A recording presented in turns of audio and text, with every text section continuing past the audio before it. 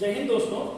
आइए आज हम लोग 12th का सबसे बहुत ही महत्वपूर्ण चैप्टर इनवर्स ट्रिमेट्रिक फंक्शंस के बारे में बात करते हैं। इनवर्स ट्रिमेट्रिक फंक्शंस बहुत ही इंपॉर्टेंट चैप्टर है और इसका ज्यादातर इस्तेमाल आपको बहुत ज्यादा इस्तेमाल जो है वह कैलकुलस चैप्टर में ही देखने को मिलेगा। इसलिए कैलकुलस के दृष्टिकोण से ये बहुत इंपॉर्टेंट है, इस पे हम लोग को अच्छा से ध्यान देना है। पढ़ने जा रहे हैं हम लोग inverse trimetric functions. Inverse trimetric functions relations functions का ही एक टॉपिक है। जब हम लोग रिलेशंस फंक्शंस को पढ़ेंगे तब और भी हम लोग इनवर्स ट्रिमेट्रिक फंक्शंस के बारे में समझेंगे, अर्थात किसी फंक्शंस का इनवर्स के बारे में पढ़ेंगे। लेकिन आज हम लोग डायरेक्टली स्टडी करने जा रहे हैं ट्राइगोमेट्रिक फंक्शंस का इनवर्स को। ट्राइगोमेट्रिक फंक्शंस का इनवर्स। इनवर्स ट्राइगोमेट्रिक फंक्शंस को शॉर्ट में हम आईटीएफ भी बोलते हैं। I for inverse, T for trigonometric, F for functions. देखिए यहां ट्राइगोमेट्रिक फंक्शंस के साथ में क्या लिखा हुआ है? इनवर्स। इसका मतलब है कि ट्राइगोमेट्रिक फंक्शंस का इनवर्स प्रोसेस मतलब प्रक्रिया, मतलब ट्राइगोमेट्रिक फंक्शंस का इनवर्स निकालने का प्रक्रिया या ट्राइगोमेट्रिक फंक्शंस का इनवर्स निकालने पर जो फंक्शंस बनता है उसी फंक्शंस को हम लोग इनवर्स ट्राइगोमेट्रिक फंक्शंस बोलते हैं। तो देखिए डिफरेंस क्या होता है, लिखेंगे the inverse of trigonometric functions. The inverse of trigonometric functions is called ITF। मतलब ट्राइगोमेट्रिक फंक्शंस का इनवर्स, ट्राइगोमेट्रिक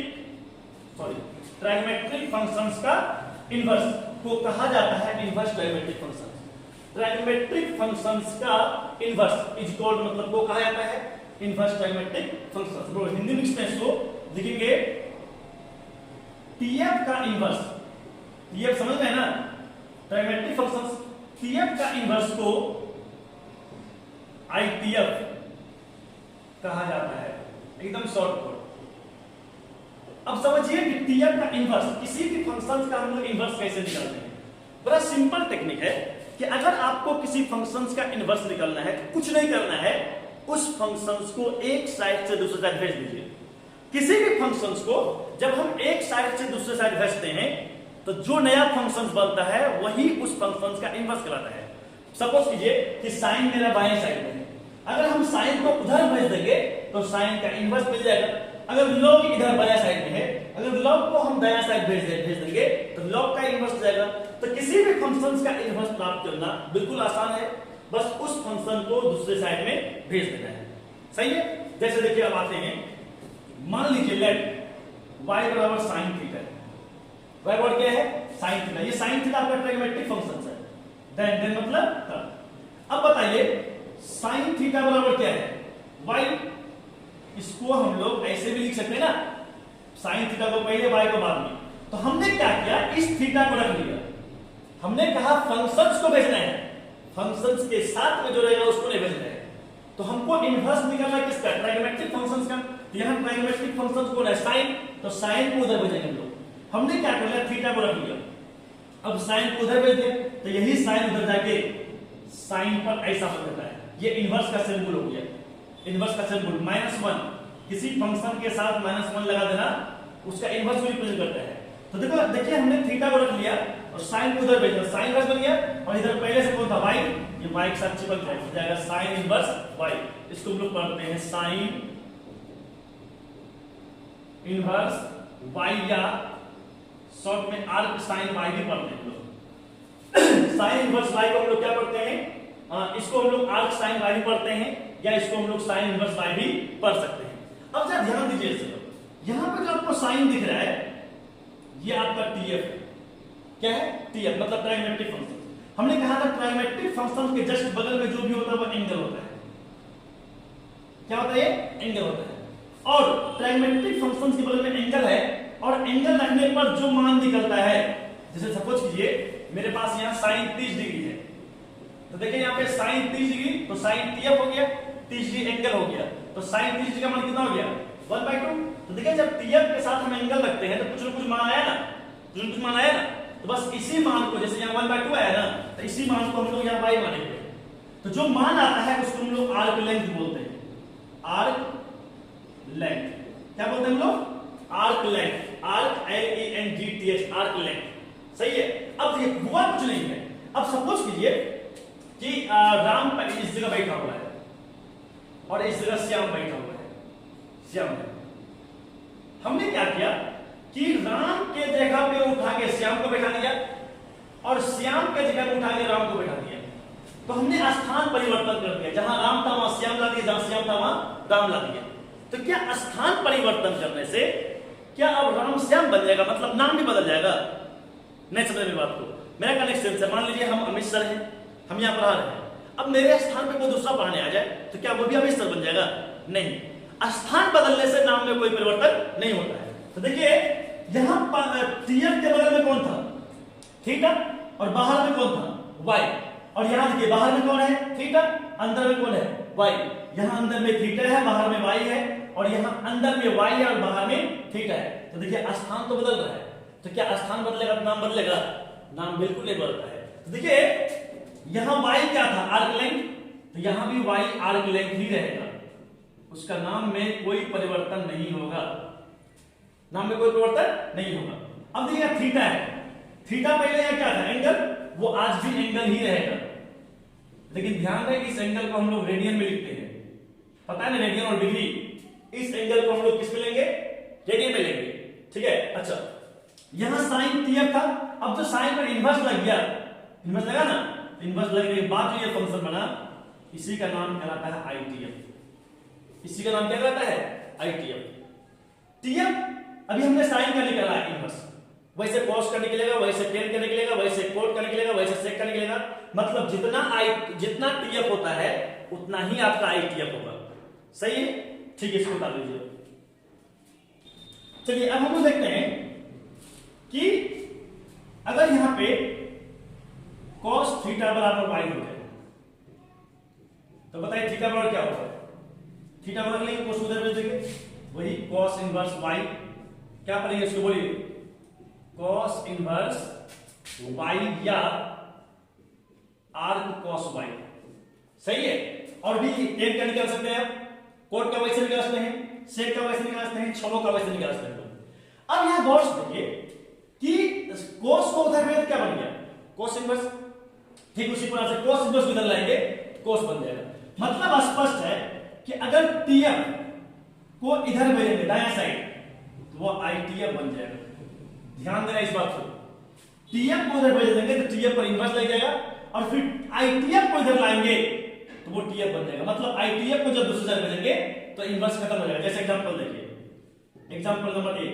अगर सपोज कीजिए कि मेरे पास tan थीटा बराबर x है। अब बताइए थीटा बराबर क्या होगा? तो tan को उधर भेजना पड़ेगा, तो ये हो जाएगा tan इनवर्स x। इसको क्या पढ़ेंगे? बोलिए। tan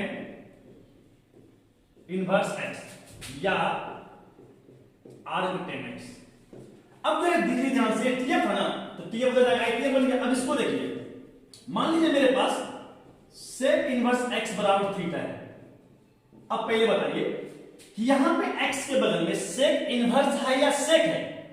तो sec इनवर्स है, इनवर्स लगा हुआ है। इनवर्स ऐसे ही लग गया तो अब बताइए ये TF है कि ITF है? ITF है। जब हम ITF को उधर भेजेंगे तो यहां बचेगा x, आपका x को रख लेंगे। जब ITF को उधर भेजेंगे तो यही ITF जब उधर TF बन जाएगा, मतलब sec इनवर्स हो जाएगा sec बन जाएगा। उम्मीद है आप इसको समझ रहे होंगे। तो यहां वही लिखा हुआ है कि जब TF को उधर भेजेंगे तो ITF बन जाएगा, ITF को इधर भेजेंगे तो TF बन जाएगा। और एक चीज समझिए, हमने देखा अभी TF के बगल में जो भी रहता है वो क्या होता है? एंगल। अभी हमने कुछ देर पहले भी पढ़ा और ये बात हम 11 में पढ़े थे कि TF के बगल में जो भी रहता है वो क्या होता है? एंगल। और एंगल रखने के बाद जो TF का मान निकलता है, ध्यान रखना है, एंगल रखने के बाद जो TF का मान निकलता है उसको हम लोग बोलते हैं आर्क लेंथ। Arc length. उसी प्रकार से ITF देखे होंगे अभी कुछ देर पहले, अपने साथ आर्क लेंथ रखता है, आर्क लेंथ रखता है। और देता क्या है? देता क्या है? एंगल। और हमने कहा कि एंगल जो भी होगा वो किस में होगा? रेडियन में। अब समझना है इस बात को। हम कभी भी पूछ सकते हैं, बताइए TF के बगल में जो भी रहेगा वो क्या होगा? एंगल। और जो मान निकलेगा वो क्या होगा? Arc length. लेकिन आईटीएफ मतलब जिसके साथ इनवर्स लग जाएगा उसके बगल में जो भी होगा वह हमेशा आर्क लेंथ होगा, वह एंगल नहीं होगा, वह क्या होगा, आर्क लेंथ होगा। और जो आर्क लेंथ होता है वह कोई ना कोई नंबर होता है, कोई ना कोई नंबर होता है। बताएंगे वो नंबर क्या होता है आगे चल के, कोई ना कोई नंबर होता है। अब आईटीएफ के बगल में जो आर्क लेंथ है, आर्क लेंथ रखने के बाद जो इसका आंसर निकलेगा, मान निकलेगा, वह मान हमेशा एंगल में आएगा। इसका मतलब है कि ये एंगल आईटीएफ के बराबर होगा, एंगल आईटीएफ के बराबर हुआ, या उल्टा बोल दिया आईटीएफ एंगल के बराबर हुआ। इसका मतलब ये हुआ कि जितना भी आईटीएफ का मान निकलेगा, जितना भी आईटीएफ का मान निकलेगा वह सभी मान एंगल के रूप में आएगा। याद रखिए, आज के बाद इस बात को भूलना नहीं है। इनवर्स ट्रिग्मेट्रिक फंक्शंस का जो वैल्यू निकलेगा वह हमेशा एंगल के रूप में निकलेगा, और वह एंगल को हमको किस में लिखना है, रेडियन में लिखना है, रेडियन में। सही है, तो बड़ा सिंपल टेक्निक है भाई। टीएफ रहेगा तो वैल्यू आईटीएफ बन जाएगा, और आईटीएफ रहेगा तो वैल्यू क्या बनेगा, टीएफ। उसी प्रकार टीएफ अपने साथ एंगल रखेगा, देगा क्या, आर्क लेंथ, और आईटीएफ अपने साथ आर्क लेंथ रखेगा लेकिन देगा क्या, एंगल। तब हम बोल सकते हैं कि sine inverse, cos inverse, tan inverse, cot inverse, sec inverse और कोसेक इनवर्स, छह का छह आईटीएफ होता है। और जितने भी आईटीएफ होते हैं उन सभी का जो वैल्यू आता है, आंसर आता है, वो किस में आता है, एंगल में आता है। और उस एंगल को हम लोग किस में लिखेंगे, रेडियन में लिखेंगे। बहुत ही इजी चैप्टर है, बहुत ही आसान चैप्टर है। सही है, इसको नोट कीजिए। आइए हम लोग कुछ बातों को समझते हैं। इन y बराबर fx, y बराबर fx मतलब y बराबर fx में यहां f किसी फंक्शन को रिप्रेजेंट करता है। किसको, फंक्शंस को। अच्छा, फंक्शन के जस्ट बगल में अंदर में जो भी रहता है फंक्शन के अंदर में, उसको हम लोग बोलते हैं इनपुट। क्या बोलते हैं, इनपुट। और जो इनपुट होता है इसी का मान को हम लोग डोमेन बोलते हैं। क्या बोलते हैं, डोमेन। अच्छा, बाहर में क्या है, वाई, और जो बाहर में होता है उसको हम लोग बोलते हैं आउटपुट। और इस आउटपुट का मान को हम लोग क्या बोलते हैं, रेंज। याद रखना है कि y बराबर fx मतलब अगर कोई फंक्शन है तो फंक्शंस के साथ जो भी रहता है, फंक्शन के अंदर में जो भी रहता है वह इनपुट होता है, और इसका मान को हम लोग डोमेन बोलेंगे। और फंक्शंस के बाहर में जो बच रहेगा उसका मान को हम लोग क्या बोलेंगे, रेंज बोलेंगे। अर्थात ये समझिए पूरा फंक्शंस का मान को हम लोग रेंज बोलते हैं। और फंक्शन किस पर डिपेंड कर रहा है, x पर। किस पर डिपेंड कर रहा है, x पर। तो इस x का मान को हम लोग क्या बोलेंगे, डोमेन बोलेंगे। देखिए, इनपुट को हम लोग इंडिपेंडेंट वेरिएबल बोलते हैं। ये x जो है वो इंडिपेंडेंट है, और ये x इंडिपेंडेंट है, लेकिन ये जो फंक्शन है वो x पर डिपेंड करता है। मतलब पूरा f जो है, पूरा फंक्शन जो वो x पर डिपेंड करता है। और पूरा फंक्शन किसके बराबर है, y के बराबर है। इसका मतलब y x पर डिपेंड कर रहा है। तो हम बोल सकते हैं y जो है इस जगह वो डिपेंडेंट वेरिएबल है। इसका इस्तेमाल आगे होगा, और ये सब रिलेशन फंक्शन पढ़ेंगे हम लोग। डिपेंडेंट फंक्शन है, सॉरी डिपेंडेंट वेरिएबल है। और जो x होता है उसको हम लोग इंडिपेंडेंट वेरिएबल बोलते हैं, इंडिपेंडेंट वेरिएबल। तो हमें ये सब अभी नहीं समझना अपना वेरिएबल, हमें मेन ये समझना है जो इनपुट होता है उसका मान को डोमेन, और जो आउटपुट होता है उसका मान को रेंज बोलेंगे। जैसे एग्जांपल, अगर सपोज कीजिए y बराबर साइन इनवर्स x है, तो बताइए फंक्शंस के अंदर में कौन है, x। तो इस x का मान को हम लोग क्या बोलेंगे, डोमेन। क्या बोलेंगे, डोमेन। और जो बाहर में उसका मान को हम लोग क्या बोलेंगे, रेंज। यही समझना था हम लोग को मेन। सही है, तब हम लोग कुछ देर के बाद पढ़ेंगे डोमेन और रेंज। आपको एक बात जान के आश्चर्य होगा कि संसार में जितना फंक्शंस होता है सभी फंक्शंस का इनवर्स प्राप्त नहीं हो सकता है। कुछ फंक्शंस का इनवर्स प्राप्त होता है और कुछ फंक्शन का इनवर्स प्राप्त नहीं होता है। अब कब होता है कब नहीं होता है ये आपको हम रिलेशन फंक्शन में खूब अच्छा समझाएंगे। और आश्चर्य की बात तो ये है कि ट्रिमेट्रिक फंक्शंस जितने भी होते हैं, छह होता है ना उस सभी ट्रिमेट्रिक फंक्शंस का अपने रियल डोमेन पर, जितने भी ट्रिमेट्रिक फंक्शंस होते हैं उन सभी ट्रिमेट्रिक फंक्शंस का अपने रियल डोमेन पर, जो उसका वास्तव में डोमेन होता है, उस डोमेन पर वह इन्वर्टिबल नहीं होता है। मतलब उसका इन्वर्स प्राप्त नहीं हो सकता है। ये जान के आपको बहुत ही आश्चर्य होगा। यहां हम लोग जो ट्रिमेट्रिक फंक्शन का इन्वर्स निकालने जा रहे हैं वह एक तरह से हम जबरदस्ती निकालने जा रहे हैं। जबरदस्ती निकलता है, मतलब एक निश्चित राशि के तहत, निश्चित डोमेन के तहत निकला जाता है। मतलब जितना उसका रियल डोमेन होता है उस पूरे डोमेन पर इसका इनवर्स प्राप्त हो ही नहीं सकता है। इसका कंडीशन है जो हम लोग रिलेशन एंड फंक्शन में पढ़ेंगे। अभी टेंशन लेने वाली कोई बात नहीं है, ऐसा कुछ आएगा नहीं, इसलिए घबराने वाली कोई बात नहीं है। सही है। तो अभी हमको ये समझना है जो इनपुट है उसका मान को डोमेन और जो आउटपुट है उसका मान को रेंज बोलेंगे। सही है।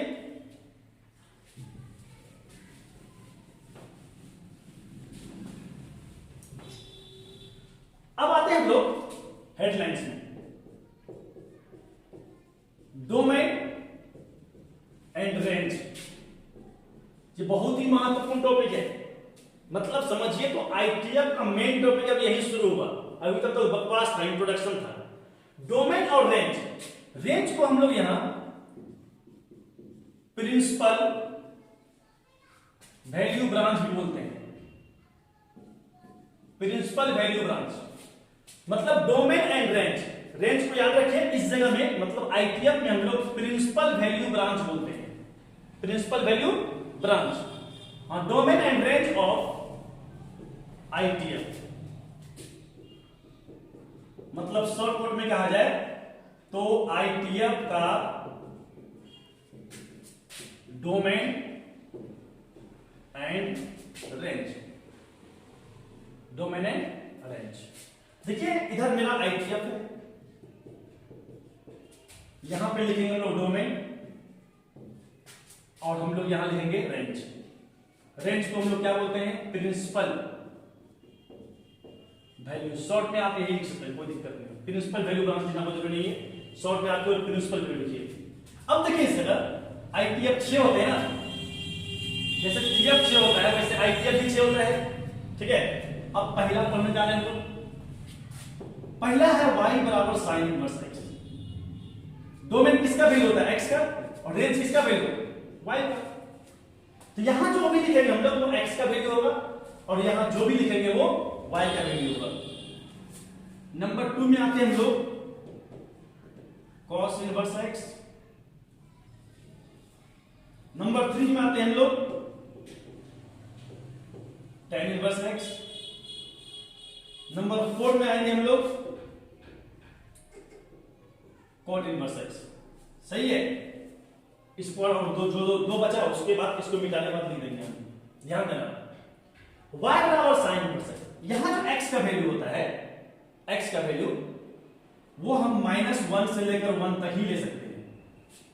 कहां से कहां तक? -1 से 1 तक।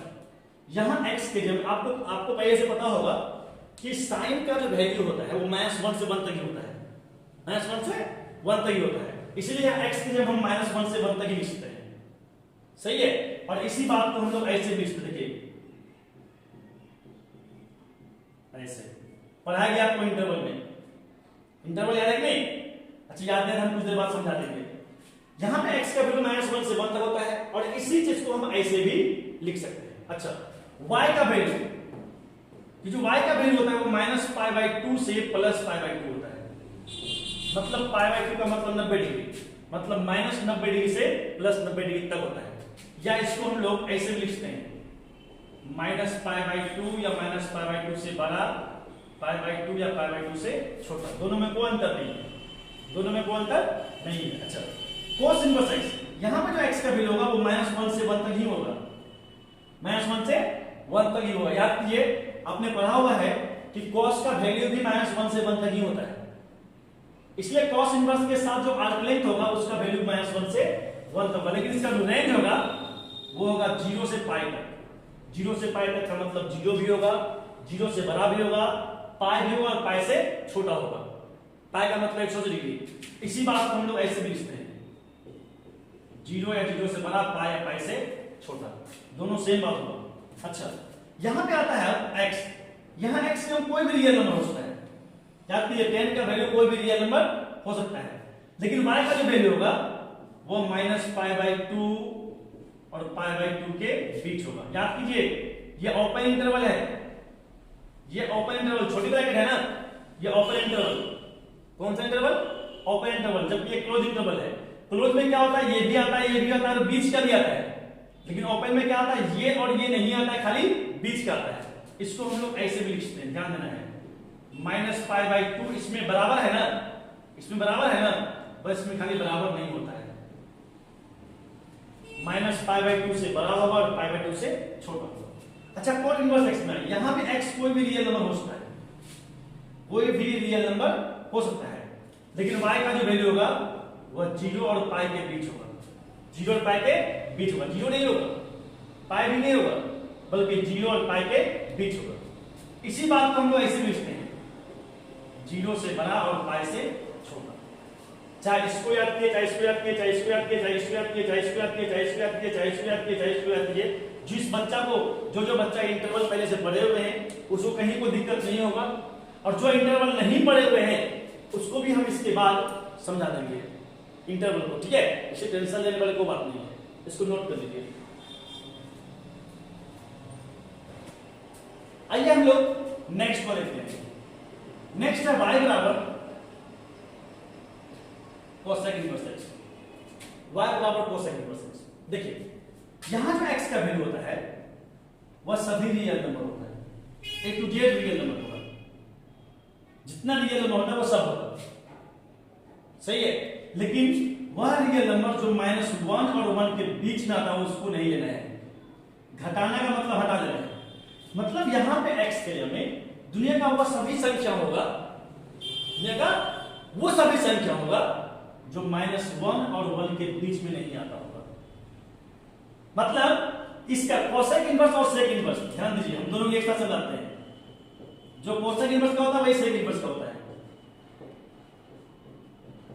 इन दोनों में क्या होता है कि आप सब रियल नंबर ले सकते हैं, इसके लिए सब A to Z real number ले सकते हैं, बस जो -1 और 1 के बीच में आता है वो आप नहीं ले सकते, उसको हटा देना है।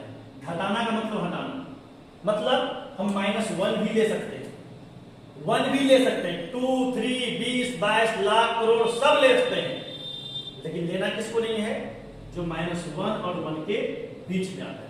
जैसे 0, क्या 0 -1 और 1 के बीच में आता है? आता है, उसको यहां x में ले लेना है। जैसे 1/2 का मतलब होता है 0.5, 0.5 मतलब आधा, तो क्या आधा -1 और 1 के बीच में आता है? आता है, उसको नहीं ले सकते हम लोग। 1/3 नहीं ले सकते, 1/4 नहीं ले सकते, 1/5 नहीं ले सकते। हम यहां ऐसे संख्या को लेंगे, हम यहां ऐसे संख्या को लेंगे जो -1 और 1 के बीच में नहीं आता, ठीक है। एक ट्रिक समझ लीजिए आप कि अगर a बटे b में b बड़ा हो जाए a से, b मतलब नीचे वाला अगर ऊपर वाला से बड़ा हो जाए, नीचे वाला अगर ऊपर वाला से बड़ा हो जाए तो समझ जाइए अगर a बटे b में अगर b a से बड़ा हो जाए, मतलब नीचे वाला ऊपर वाला से बड़ा हो जाए, तब समझ जाइए कि a बटे b जो है, तब a बटे b यदि a बटे b में b a से बड़ा हो जाए तब a बटे b -1 एंड 1 के बीच आएगा। याद रखिए इस बात को। अगर नीचे वाला, कौन वाला? नीचे वाला ऊपर वाला से बड़ा हो जाए, मतलब यदि a बटे b में b a से बड़ा हो जाए तब a बटे b -1 एंड 1 के बीच होगा, तब a बटे b -1 एंड 1 के बीच होगा, सही है। तब a बटे b -1 एंड 1 के बीच होगा। बात समझ आ रहा है ना? हाँ, मतलब यहां पे x की हम वो सभी संख्या ले सकते हैं जिसका नीचे वाला बड़ा नहीं हो, क्योंकि हमने कहा कि नीचे वाला बड़ा होने का मतलब हो गया वह संख्या -1 और 1 के बीच में होगा, सही है। जैसे एग्जांपल 1/2 को देखिए, नीचे वाला बड़ा है, इसका मतलब यह वैल्यू -1 और 1 के बीच होगा। -1/3 नीचे वाला बड़ा है ना, नीचे वाला बड़ा है ना, इसका मतलब माइनस को बोल देना है, माइनस को मतलब नहीं, नीचे वाला अगर बड़ा हो जाए, नीचे वाला क्या हो जाए? बड़ा हो जाए, तो समझ जाना है कि वह संख्या -1 और 1 के बीच होगा। -2/3 0, तो 0 का मतलब नीचे वाला क्या है? 1 है, ये भी संख्या -1 और 1 के बीच होगा। 4/5 etc. ये सभी का सभी संख्या इस टाइप में जितने संख्याएं होंगे सभी का सभी -1 के बीच होगा। सही है। अब आते हैं इसका रेंज में। रेंज मतलब y का वैल्यू, इसमें y का वैल्यू -π/2 से +π/2 होता है। मतलब -π/2 से +π/2 तक में सब होगा, लेकिन ध्यान रहे सब होगा लेकिन जीरो नहीं ले सकते। मतलब इसका रेंज में कोसाइन इनवर्स का रेंज में -π/2 से π/2 तक में सब होगा, लेकिन याद रहे जीरो नहीं लिखना है।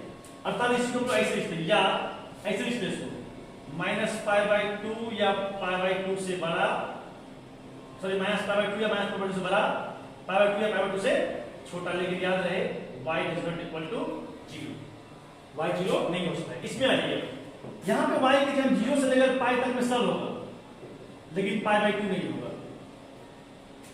सेक इनवर्स वाला में, सेक इनवर्स का रेंज में 0 से पाई तक में सब होगा, लेकिन π/2 नहीं होगा। इसी को हम लोग ऐसे लिखते हैं, या 0 या 0 से बड़ा, पाई या पाई से छोटा सब होगा, लेकिन ध्यान रहे y कभी भी π/2 के बराबर नहीं हो सकता है। सही है। ये था हम लोग का डोमेन एंड रेंज। इसका ट्री भी बताएंगे हम, टेंशन लेने वाली बात नहीं है, इसको याद करने का ट्री बताएंगे, डोमेन के लिए बताएंगे, रेंज के लिए बताएंगे, ठीक है। और इस टॉपिक को आपको याद रखना ही रखना होगा। अगर आप याद नहीं रखते हैं तो आगे जो हम लोग प्रॉपर्टीज पढ़ेंगे वहां आपको परेशानी हो जाएगा। तो घबराना नहीं है, हम सबको फिर से समझाएंगे, ठीक है, आज ही समझाएंगे, टेंशन लेने वाली कोई बात नहीं है। अभी हम पहले इसका ट्रिक बताते हैं, फिर इंटरवल के बारे में कुछ बता देंगे, उसके बाद फिर इसको समझा देंगे, ठीक है। इसको नोट कर लीजिए। आइए हम लोग ट्रिक समझते हैं। Trick for domain, trick for domain, domain के ट्रिक समझ लीजिए। साइन इनवर्स और कॉस इनवर्स का डोमेन बराबर होगा। याद कर लीजिए, साइन इनवर्स का डोमेन और कॉस इनवर्स का आपस में क्या होगा, बराबर। टेन इनवर्स और कॉट इनवर्स बराबर होगा, और सेक इनवर्स और कोसेक इनवर्स बराबर होगा। बराबर का मतलब कौन बराबर, हम किसके लिए कंसेप्ट पढ़ रहे हैं, डोमेन के लिए। डोमेन की ट्रिक है कि साइन इनवर्स का डोमेन और कॉस इनवर्स डोमेन आपस में क्या होगा, बराबर। अगर ज्यादा परेशानी हो तो ऐसे कर दीजिए, डोमेन ऑफ साइन इनवर्स बराबर होगा domain of cos inverse. Sine inverse का डोमेन और कॉस इनवर्स डोमेन आपस में क्या होगा, बराबर होगा। इसको भी ऐसे लिखते हैं, डोमेन ऑफ टेन इनवर्स बराबर domain of cot inverse. Domain of sec inverse बराबर डोमेन ऑफ कोसेक इनवर्स। मतलब जो साइन इनवर्स का डोमेन होगा वही कोस इनवर्स का होगा, जो टेन इनवर्स का होगा वही कोट इनवर्स का होगा, जो सेक इनवर्स का होगा वही कोसेक इनवर्स का होगा। सही है। अब आते हैं हम लोग रेंज के लिए। ट्रिक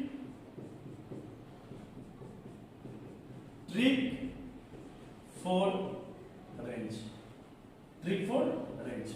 देखिए, a number, sine inverse,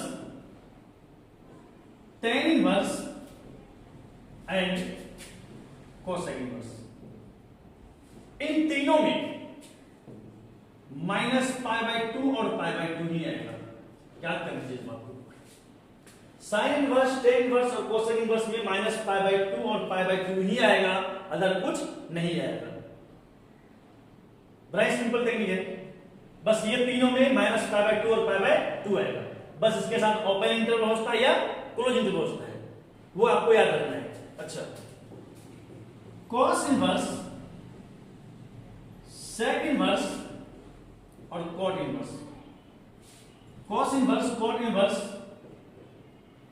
and sec inverse, इन तीनों में 0 एंड पाई आएगा। 0 होगा, पाई होगा और कुछ नहीं होगा। अब इसके साथ ओपन इंटरवल का यूज होता है, मतलब छोटी ब्रैकेट या बड़ी ब्रैकेट का भी यूज हो सकता है। याद रखना है, साइन इनवर्स, टेन इनवर्स और कोसेक इनवर्स का जो वैल्यू आएगा या डोमेन आएगा, सॉरी रेंज आएगा, वो -π/2 और उसके रेंज में -π/2 और π/2 आएगा। कॉस इनवर्स, कोट इनवर्स और सेक इनवर्स के रेंज में 0 और पाई आएगा और कुछ नहीं आएगा। बस इतना सिंपल ट्रिक है।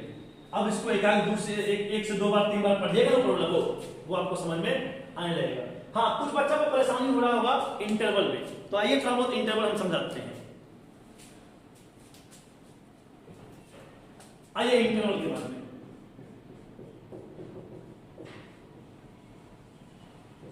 इंटरवल्स, ठीक है। इंटरवल में मान लीजिए कि ए बी से छोटी है, ए और बी दो संख्या है, ए और बी दो संख्या है जिसमें बी बड़ा और ये छोटा है। मतलब दो ऐसे संख्या को लिए हुए हैं जिसमें एक बड़ा है और दूसरा छोटा है। तो बड़ा कौन है? बी। छोटा कौन है? ए। तब ए नंबर, ये कहता है मेरा क्लोज इंटरवल। ये मेरा क्या बोल दो? ये मेरा है क्लोज्ड इंटरवल। Close interval. अगर हम छोटी, याद रखिए किसी भी इंटरवल में छोटी संख्या पहले और बड़ी संख्या बाद में होता है।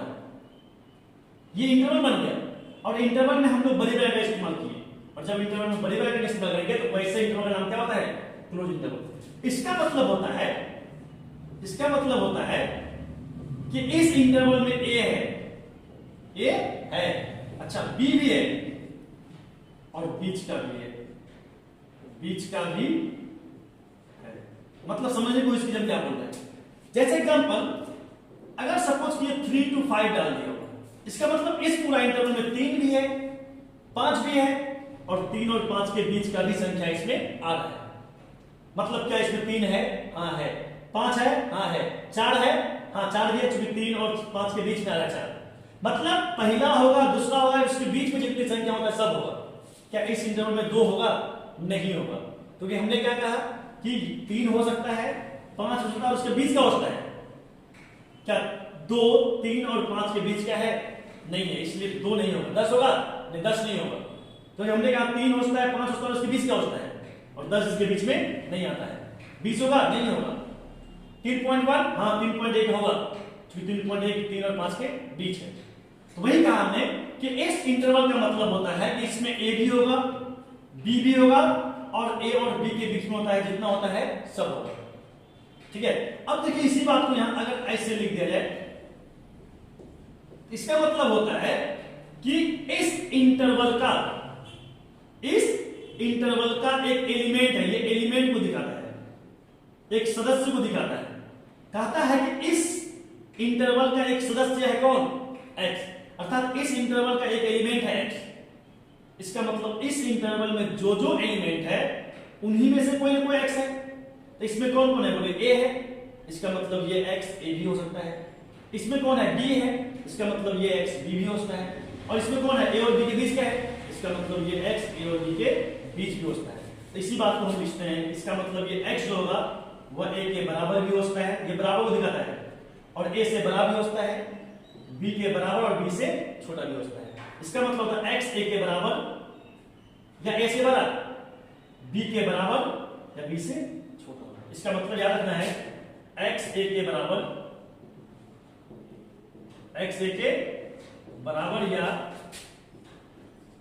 या a से बड़ा एवं b के बराबर या b से छोटा है।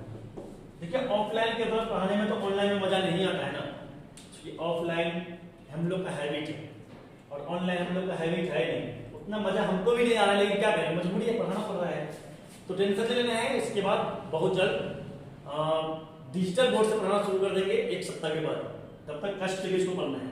अच्छा, अगला आता है हम लोग का बी नंबर। अगर इसी ए और बी को बड़ी ब्रैकेट में लिखे, छोटी ब्रैकेट में लिख दिया जाए, या तो ऐसे या इसी बड़ी ब्रैकेट को उल्टा कर दिया जाए, ये कहलाता है हम लोग का ओपन इंटरवल। क्या कहलाता है हम लोग का? ओपन इंटरवल कहलाता है। ये कहलाता है मेरा ओपन इंटरवल। क्या कहलाएगा बोलिए? Open interval. ओपन इंटरवल का मतलब होता है कि ए नहीं है,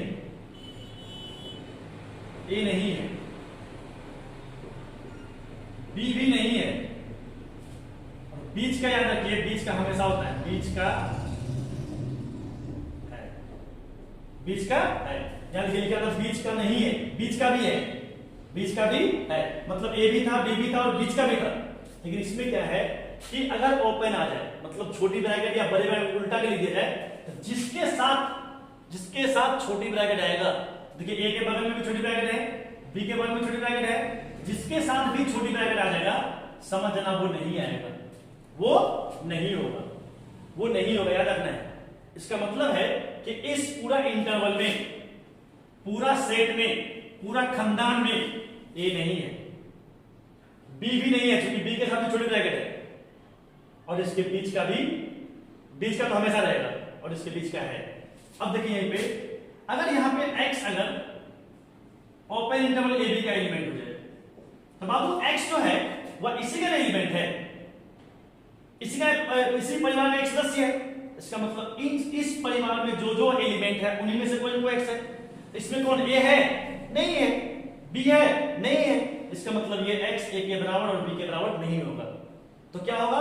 x a और b के बीच होगा। इसका मतलब ये x जो होगा वो a से बड़ा होगा और b से छोटा होगा। तो याद रखना है, जब छोटी ब्रैकेट का इस्तेमाल हो जाए तब यहां बराबर का यूज नहीं होगा, लेकिन जब बड़ी ब्रैकेट का इस्तेमाल होगा तो यहां बराबर का यूज होगा। उल्टा, अगर बराबर का यूज हो रहा है समझ जाइए बड़ी ब्रैकेट होगा, और अगर बराबर का यूज नहीं हो रहा है तो छोटी ब्रैकेट होगा। ये तो हम लोग का इंटरवल है मेन रूप से। उसके बाद और दो है, क्लोज ओपन, ओपन क्लोज, तो वो इसी से बनता है, उतना टेंशन लेने वाली बात नहीं है, मेन यही है। तो क्लोज का मतलब क्या हुआ कि पहला भी होगा, दूसरा भी होगा, बीच का भी होगा। ओपन का मतलब क्या होगा? पहला नहीं होगा, दूसरा नहीं होगा, खाली बीच का होगा।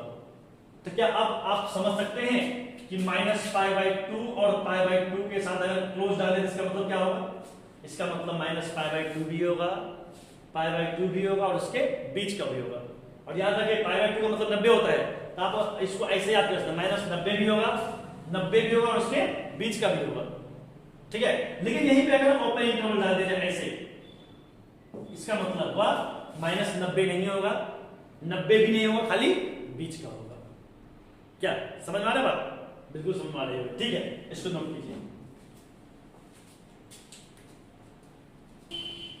आइए हम लोग कुछ और बातों को समझ लेते हैं।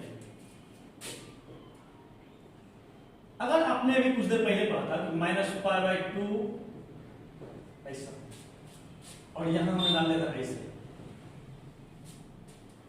डला होता ना, इसका मतलब होता है -90 भी होगा, 90 भी होगा, उसके बीच का होगा, लेकिन जीरो नहीं होगा। मतलब -90 से लेकर 90 तक में सब होगा, जीरो नहीं होगा। जानते हैं इसको हम लोग ऐसे लिखते हैं। हम पूछे क्या -π/2 इसमें है? अब बोले हाँ है, इसलिए हम -π/2 के साथ बड़ी ब्रैकेट डाल देंगे। अब पूछे क्या इस पूरा खानदान के पास जीरो है? आप बोले नहीं, जीरो नहीं है, इसलिए हम जीरो डाल के ओपन डबल डाल देंगे। इसका मतलब -π/2 है, -π/2 से बड़ा, लेकिन जीरो नहीं है, क्योंकि जीरो से तो ओपन कर देंगे। सही है। अब यूनियन, अच्छा यूनियन का मतलब मिला के लिखना। यूनियन का मतलब क्या हुआ? मिला के लिखना। अब हम आपसे पूछेंगे क्या जीरो है?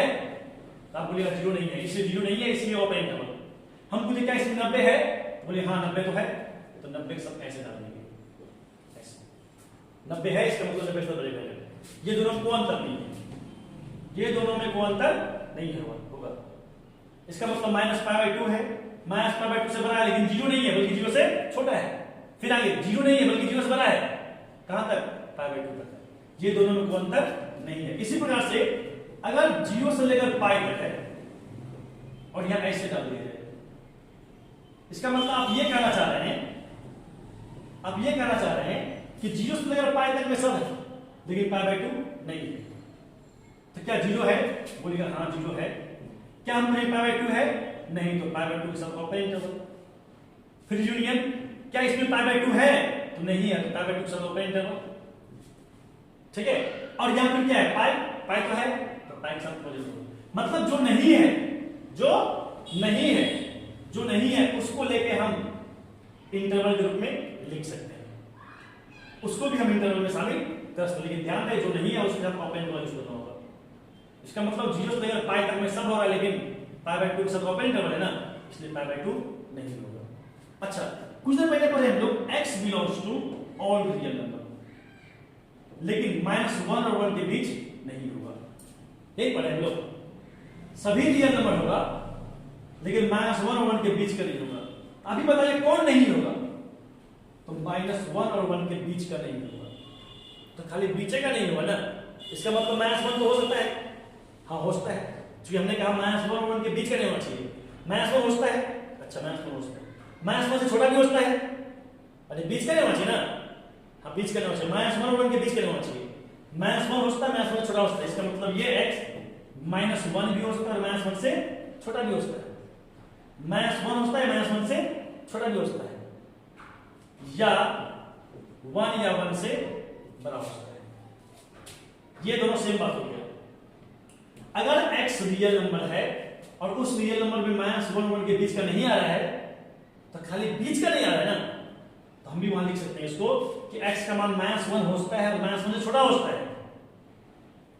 और बीच का मतलब है -1 और 1 के बीच, -1 और 1 के बीच का मतलब -1 से बड़ा और 1 से छोटा, तो सभी रियल नंबर होगा, लेकिन -1 से बड़ा और 1 से छोटा नहीं होगा। तो देखिए हम यहाँ -1 से बड़ा नहीं लिए, बल्कि -1 लिए और -1 छोटा लिए, और फिर कहता है 1 या 1 से छोटा नहीं होना चाहिए। यहाँ देखिए हम क्या लिए, यहाँ 1 लिए और 1 से बड़ा लिए, छोटा नहीं लिए, छोटा नहीं, तो इसको हम ऐसे भी लिख सकते हैं। ये दोनों सेम बात होता है, ये दोनों सेम बात होता है। अगर आपको कुछ बच्चा को याद होगा, हम वहां पढ़ाए हुए थे कि अगर कोई रियल नंबर किसी नंबर से कितना छोटा हो जाए, कितना छोटा हो जाए, वह रियल नंबर हमेशा -3 से बड़ा होता है। जैसे देखिए x -1 या -1 छोटा है ना, तो x -1 से कितना छोटा हो जाए वो हमेशा -3 से बड़ा होगा, और -1 या -1 छोटा दिया नहीं है। फिर और यहाँ देखिए x 1 या 1 से बड़ा है, तो 1 से बड़ा है ना, 1 से बड़ा है ना, हमने कहा था कोई रियल नंबर कितना बड़ा हो जाए, यहाँ देखिए x 1 या 1 से बड़ा है, यहाँ भी x 1 या 1 से बड़ा है, तो कोई रियल नंबर कितना बड़ा हो जाए किसी नंबर से, वो हमेशा इनफिनिटी से छोटा होगा। अब धीरे देखिए ध्यान से, x को डाल देते हैं यहाँ पे, जो इंटरवल पढ़े हैं उसको समझ में आएगा, नहीं पढ़े तो कोई दिक्कत नहीं है, आपको इतना ही याद रखना है, मेन याद इतना ही रखना है। जो इंटरवल पढ़े हैं वो पूरा समझे इसको।